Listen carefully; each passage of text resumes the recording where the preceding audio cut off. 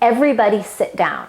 Now this song is written to the tune of Shortening Bread. So you might recognize that tune, and the words just changed a little bit. Now this is the song you want to memorize and have it ready, because it's a fantastic way to get children to sit down without having to raise their voice, keeping that nice, calm, joyful attitude and energy that we want to send out to kids. And so the song goes like this. Everybody sit down, sit down, sit down. Everybody sit down on the floor. Not on the ceiling and not on the door. Everybody sit down on the floor.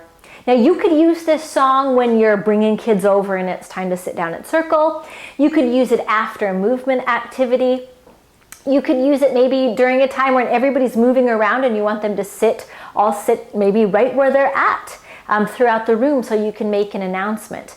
What I also do sometimes is to actually pat the ground as I sing the song, and that helps to capture children's attention. So a lot of teachers ask, well, how do you get their attention back? And simply by patting on the floor like that, it's something they want to join in on with you, but it also gets their attention.